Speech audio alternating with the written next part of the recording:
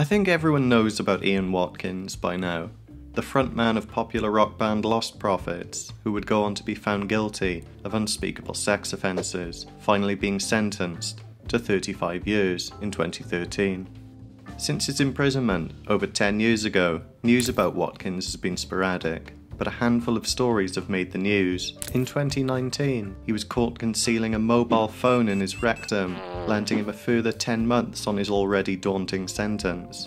And another recently in 2023, where he was held hostage and tortured by fellow inmates for several hours.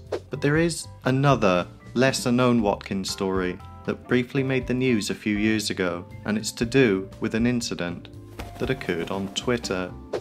Ian Watkins' Twitter account, as of 2024, is bizarrely still up. It's intensely mundane stuff and reads like the output of a teenager, inane takes and pop culture references at every turn.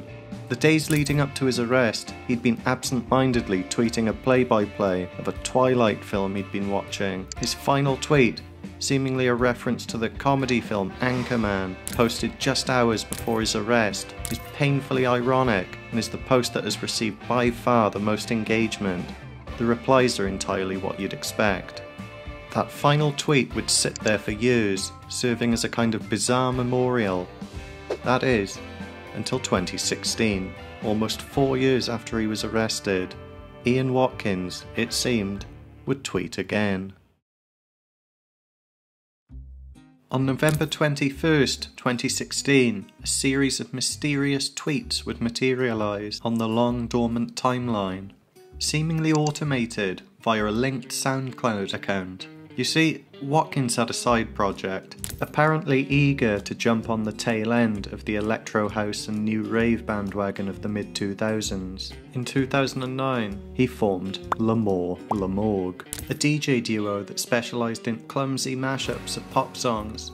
Here they are butchering Jay-Z and the Red Hot Chili Peppers.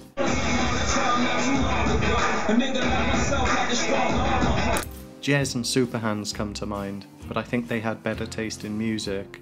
Like everything Watkins, the project is exhaustingly accessorised and gimmick-laden.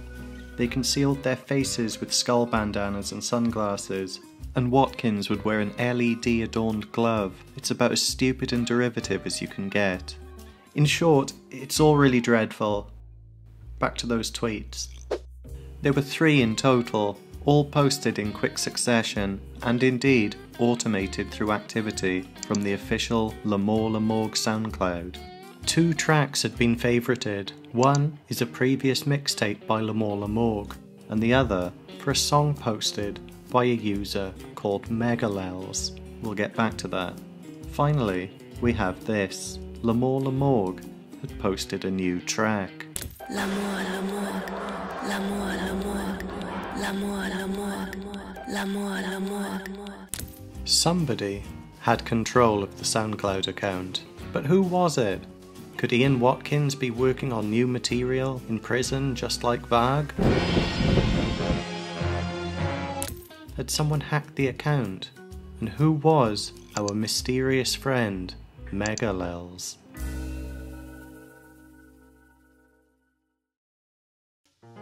Megalols was something of a catchphrase for Watkins. The slogan appeared on merchandise, and he'd infamously described his crimes as such during a phone call made from jail. It can hardly be a coincidence that someone using the username Megalels, a name clearly a play on that slogan, found themselves at the heart of this strange incident. So who were they? Whilst both their SoundCloud and Twitter accounts are long gone, the person behind the accounts was actually interviewed by the press when the story was picked up, and things only get stranger. Turns out Megalels had been a long-time fan of Lost Prophets, so much so that he'd even claimed to have corresponded with Watkins through letters sent to prison. He also worked in tech. Whilst outright denying any involvement in the SoundCloud activity, it's hard not to raise an eyebrow or two. The fact that he'd claimed to have corresponded with Ian in prison raises even more questions. Could Megalels, or someone, be producing content on behalf of Watkins, entrusted with the login details? Was it actually Watkins in control, and he was sending a shout out to his old pen pal by favouriting one of his tracks? I doubt that. It's unlikely Watkins managed to get access to the internet or a smart device. The phone retrieved from his anus in 2023 was the size of a penguin bar. So if someone was doing all of this on behalf of Watkins, why just go through SoundCloud and not go straight to Twitter?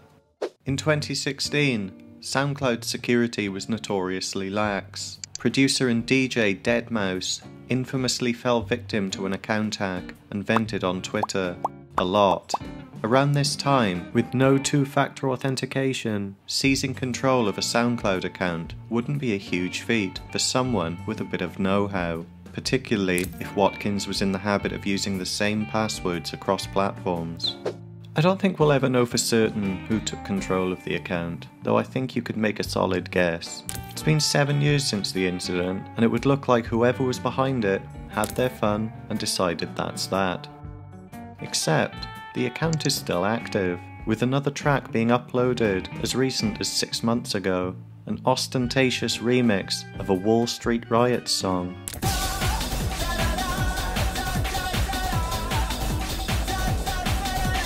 It's certainly in line with L'Amour L'Amour's previous work. The Watkins Twitter account is no longer linked. As a result, the response has been meagre, outside of the small but eerily dedicated fanbase who still haunt the page, apparently convinced that Watkins is still in control. So there we are, the Ian Watkins Twitter incident of 2016. A strange kind of non-event that I felt like talking about for 7 or so minutes. Whoever controls that account still has it and still wants to share music on it, though I'm not sure what kind of audience they intend on cultivating. Will we see more output from L'Amour L'Amour? Only time will tell.